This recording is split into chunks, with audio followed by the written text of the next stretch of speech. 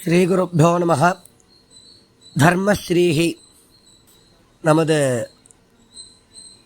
நித்திய வாழ்க்கையில் நம்மளுக்கு சில விஷயங்கள் கட்டாயமாக ஏற்படும், தவிர்க்க முடியாமல். அதாவது ஜலதோஷம் பிடிச்சா தும்பல் வரும், தும்மல் அப்படின்னு சொல்லுவோம் இல்லையா, தும்முறது அப்படின்னு. அதே மாதிரி கொட்டாவி, தூக்கம் வருது அப்படின்னா கொட்டாவி வரும், கொட்டாவி விடுவோம்.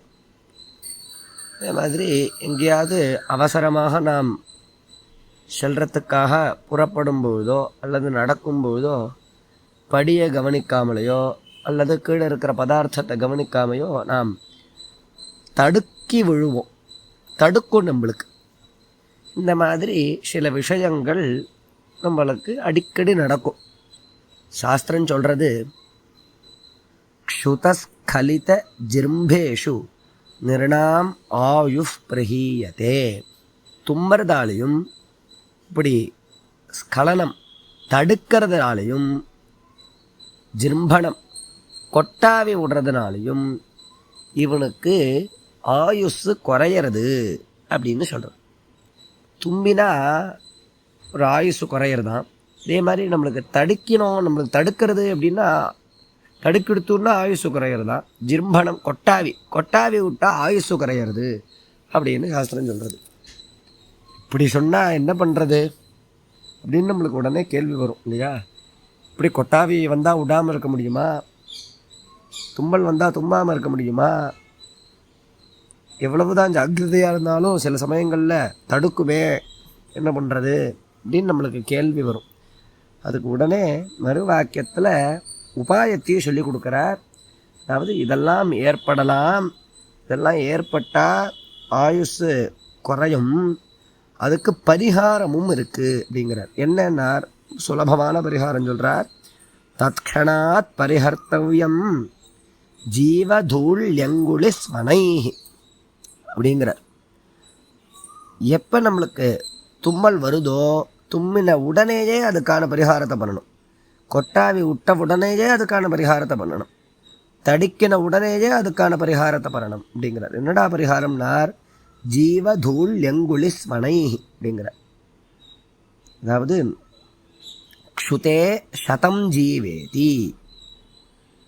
நம்ம தும்பினோம் அப்படின்னா உடனே சதம் ஜீவ அப்படின்னு சொல்லணும்.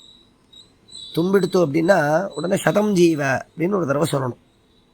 அதனால தான் குழந்தையெல்லாம், சின்ன குழந்தையெல்லாம் தும்பினான்னா நூறாயுசு அப்படின்னு பாட்டிம்மாலாம் சொல்லுவாள், நம்ம கேட்டிருப்போம் இல்லையா. சின்ன குழந்தையெல்லாம் தும்பித்துன்னு வச்சுக்கோ, நூறாயுசு அப்படின்னு சொல்லுவாள். நம்ம வழக்கத்தில் இருக்குது, தமிழ்நாட்டில் இன்னும் சொல்லின்னு இருக்கா.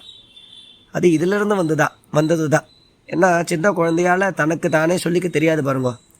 அதனால் அதுக்கு பரிகாரமாக அப்பா அம்மாவோ பாட்டி தாத்தாவோ இது மாதிரி சொல்லுவாள்.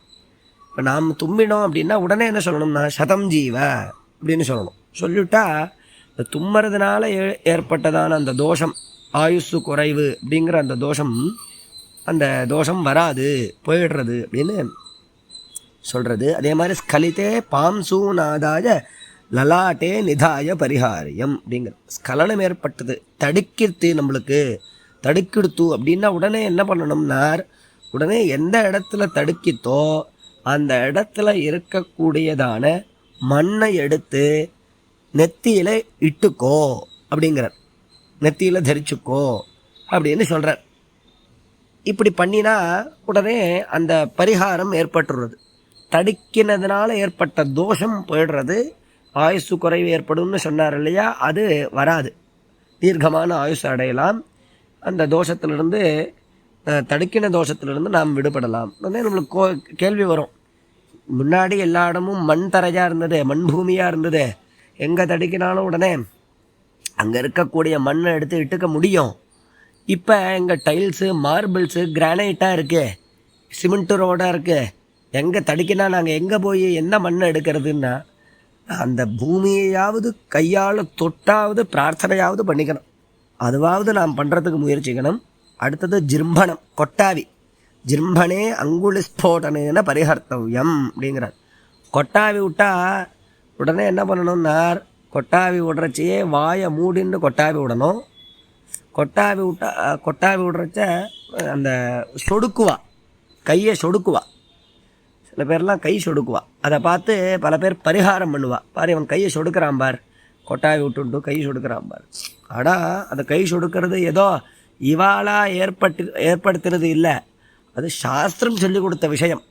கொட்டாவி விடுறதுனால ஆயுசு குறையிறது அப்படின்னு சொல்லியிருந்த சாஸ்திரம் அதுக்கு பரிகாரமாக என்னத்தை சொல்லித்துனார்? அங்குலி ஸ்போடனம். விரல்களை அப்படி சொடுக்கணும், அதுலேருந்து சத்தம் வரணும். சொடுக்கினா ஒரு சத்தம் வருது பாரு, அது மாதிரி வாய்க்கிட்ட கொண்டு போய் அந்த விரலை சொடுக்கணும் அப்படிங்கிறார். அப்படி பண்ணினா அது பரிகாரமானது ஏற்படுறது. கொட்டாவி விட்டதுனால ஏற்பட்ட தோஷமானது நிவர்த்தியாகிறது அப்படின்னு நம்மளுக்கு சாஸ்திரம் சொல்லி கொடுக்கறது. இந்த மாதிரி நாம் நமது நித்திய சரியில் இதை அனுஷ்டித்து தீர்க்கமான ஆயுஷோடு இருக்கிறதுக்கு பகவான் அனுகிரகிக்கட்டும். ராமராம்.